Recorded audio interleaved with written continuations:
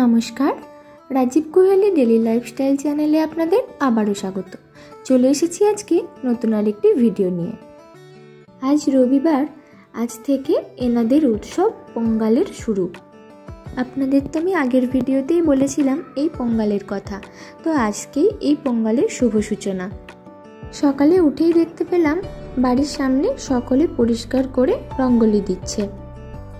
আর এই দেখুন, বাড়িতে কয়েকটা কাঁচা লঙ্কা পড়েছিল, শুকিয়ে যাচ্ছিল, তাই ওগুলো এখন রোদের মধ্যে দিয়ে দিয়েছি। আমরা তো এমনিতেই ঝাল কম খাই, ভাবলাম যদিই পরে কাজে লাগে, সেই জন্যই বসিয়ে দিয়েছি রোদে। আর এখানে দেখুন, সব বাচ্চারা এখন একসাথে জড়ো হয়ে ঘুড়ি ওড়াচ্ছে। এখানে তো এখন পোঙ্গাল চলছে, এদের স্কুল কলেজও সব ছুটি, সেই জন্য সবাই মিলে ঘুড়ি ওড়াচ্ছে। আজকের এই ভিডিওতে পোঙ্গাল এনারা কিভাবে পালন করেন সেই ব্যাপারে আলোচনা করব। আজকে দুপুরের রান্নাটা রাজীব করবে। আজকে বানাবে ভাত, গরম গরম চিকেন আর টমেটোর চাটনি। এখানে চিকেনটা ভালো করে ধুয়ে লেবুর রস মাখানো আছে। আর এখানে চিকেনের জন্য যে যে মশলাগুলো লাগবে আর সবজিগুলো কেটে নেবে। আজ থেকে এনাদের পোঙ্গালের শুভ সূচনা। 4 দিন ধরে এই পোঙ্গাল পালন করা হয়। এই 4 দিন এখানে স্কুল, কলেজ, অফিস সব কিছুই বন্ধ থাকে। পোঙ্গালের প্রথম দিনটাকে বলা হয় ভোগী পোঙ্গাল। এই দিন সকালে এনারা সকলে তাড়াতাড়ি ঘুম থেকে উঠে যে যার বাড়ির সামনে রাস্তা, বাড়ির ভিতর বাহির সব কিছু জল দিয়ে ভালো করে পরিষ্কার করে। তারপর বাড়ির সামনের রাস্তায় এরা রঙ্গোলি দেয়, যেটা আপনাদের ভিডিওর প্রথমেই আমি দেখিয়েছি। এই দিন বাড়ির সব অব্যবহৃত জিনিসপত্র এনারা আগুনে পুড়িয়ে দেন। পোঙ্গালের দ্বিতীয় দিনটাকে বলা হয় সূর্যা পোঙ্গাল।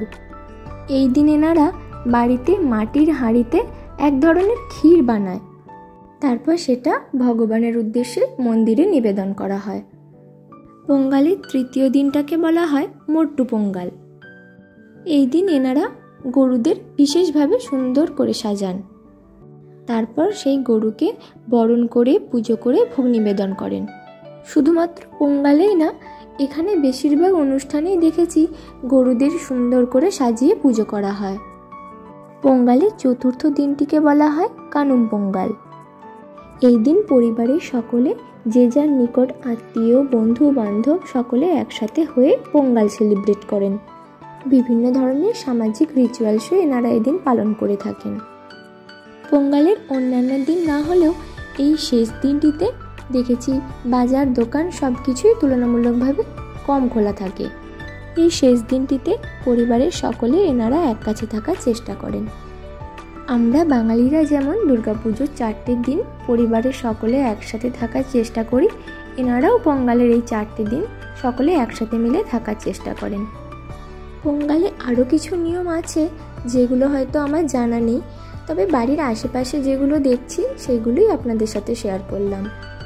এদিকে গল্প করতে করতে রাজীবের মশলা কষানো হয়ে গেছে। এবার চিকেন দিয়ে কিছু গুঁড়ো মশলা দিয়ে দিচ্ছে, ওই যেমন হলুদ গুঁড়ো, জিরে গুঁড়ো, ধনে গুঁড়ো, কাশ্মীরি লঙ্কার গুঁড়ো, চিকেন মশলা এইসব। এবার পরিমাণ মতো নুন দিয়ে চিকেনের সাথে ভালো করে মশলাটা মিশিয়ে নেবে।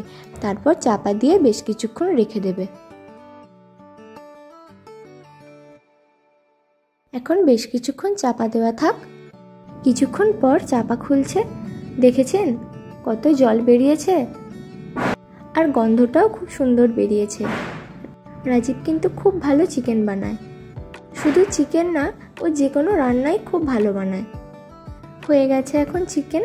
শেষে একটু ধনেপাতা কুচি ছড়িয়ে দিয়ে এরপর বেশ কিছুক্ষণ চাপা দিয়ে রেখে দেবে। তারপর বানাবে টমেটোর চাটনি।